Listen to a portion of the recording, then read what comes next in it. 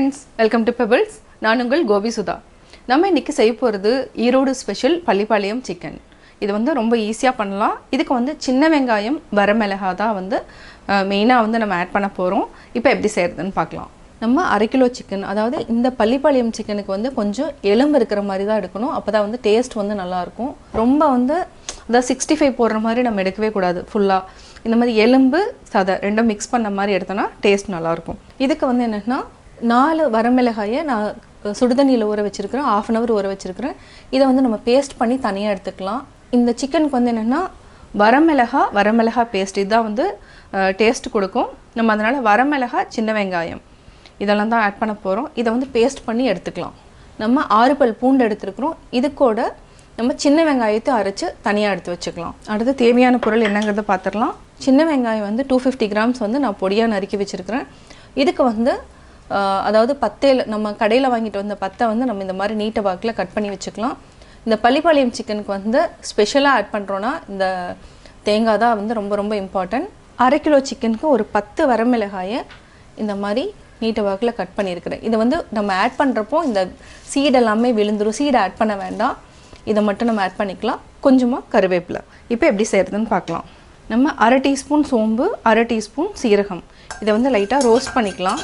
இந்த சிக்கன் செய்கிறப்பன்னா அடி கனமான பாத்திரத்தை யூஸ் பண்ணுங்கள். இதை வந்து நம்ம லைட்டாக ரோஸ்ட் பண்ணிவிட்டு அரைச்சி வச்சுக்கலாம்.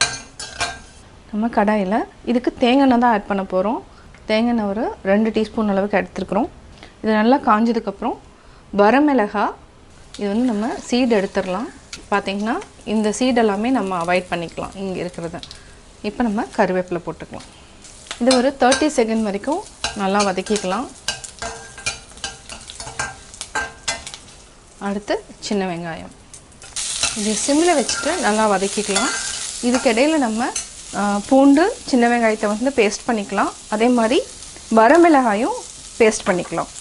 சின்ன வெங்காயம், வரமிளகாய் நல்லா வதக்கிட்டோம். தேங்காய் செல் இதையும் போட்டுக்கலாம். இந்த பள்ளிப்பாளையம் சிக்கனுக்கே வந்து டேஸ்ட் கொடுக்குறது வந்து இந்த சின்ன வெங்காயம், வரமிளகாய், தேங்காயும் நம்ம ஆட் பண்ணுறதுனால டேஸ்ட் வந்து தூக்கலாக இருக்கும். இது ஒரு 1 நிமிஷம் வரைக்கும் சிம்மில் வச்சுட்டு நம்ம ஃப்ரை பண்ணிக்கலாம். 30 செகண்ட் ஆயிடுச்சு.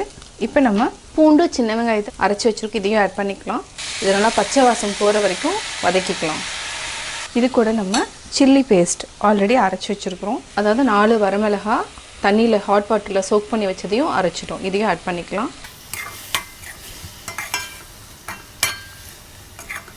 இது கூட நம்ம சீரகம், சோம்பு இது வந்து ஆப்ஷனல் தான். இதை ஆட் பண்ணனா டேஸ்ட் வந்து நல்லாயிருக்கும்.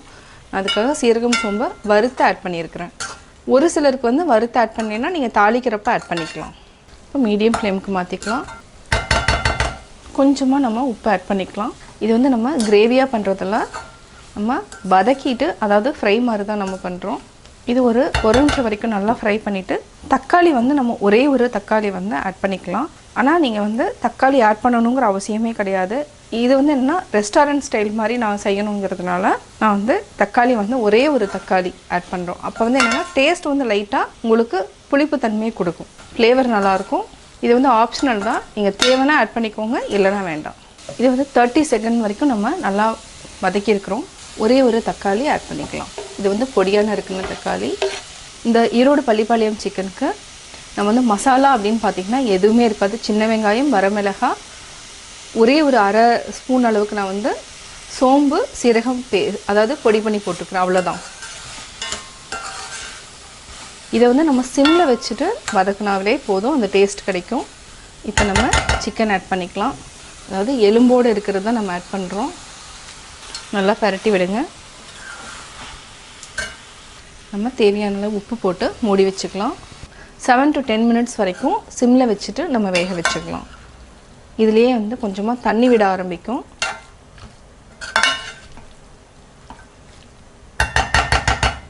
இப்போ மூடி வச்சுக்கலாம். நம்ம செஞ்சுருக்கிற ஈரோடு பள்ளிப்பாளையம் சிக்கன் வந்து ரொம்ப சிம்பிளாக பண்ணலாம். அதாவது என்ன, நான் ரொம்ப ஷார்ட்டாக சொல்கிறேன்.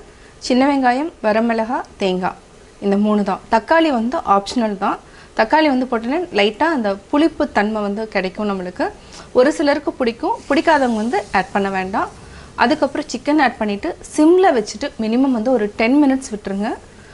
நல்லா வெந்து அதாவது ஆயில் வந்து மேலே வந்து ரிலீஸ் ஆகிற வரைக்கும் இங்கே வேக வச்சுன்னா சூப்பராக இருக்கும் சிக்கன். அதாவது ஈரோடு பள்ளிப்பாளையம் சிக்கன் வந்து ரெடி ஆகிடும். இதை வந்து என்னென்னா பிரியாணி கூட வச்சு சாப்பிட்லாம். ரச சாதம், தயிர் சாதத்துக்கு நல்ல காம்பினேஷன். இப்போ வந்து வெந்துட்டுருக்கு. ஒரு 10 மினிட்ஸ்க்கு அப்புறம் நம்ம ஆஃப் பண்ணிக்கலாம். இதுக்கு தண்ணி இன்னும் ஆட் பண்ணல. நம்ம இடையில பரட்டி விட்டுக்கலாம், அதுவே போதும். அப்படியே நீங்கள் தண்ணி வந்து ஆட் பண்ணோம்னா தெளித்து மட்டும் வச்சுக்கலாம். அதாவது சும்மா ஜஸ்ட் லைட்டாக வந்து தெளித்து விட்டுக்கலாம். 7 மினிட்ஸ் ஆகிடுச்சு. இப்போ பார்த்திங்கன்னா சிக்கன் நல்லா வெந்துருச்சு. இப்போ ஆஃப் பண்ணிக்கலாம். நம்ம பிளேட்டில் மாற்றிக்கலாம். சுவையான Erode Pallipalayam chicken ready. Erode Pallipalayam chicken எப்படி செஞ்சேங்கிறத பார்த்தீங்க. நீங்களும் வீட்டில் ட்ரை பண்ணி பார்த்துட்டு உங்களுடைய கமெண்ட்ஸ் எனக்கு சொல்லுங்கள். பிடிச்சிருந்தா லைக் பண்ணுங்கள், மறக்காமல் சப்ஸ்கிரைப் பண்ணுங்கள். என்னோடய குக்கிங் வீடியோ முடிஞ்சதுக்கப்புறம் பார்த்தீங்கன்னா ஒரு திருக்குறள் வந்து நீங்கள் பார்க்கலாம். உங்கள் குழந்தைகளுக்கு நீங்கள் சொல்லித்தரலாம். தீயவை தீய பயத்தலால் தீயவை தீயினும் அஞ்சப்படும்.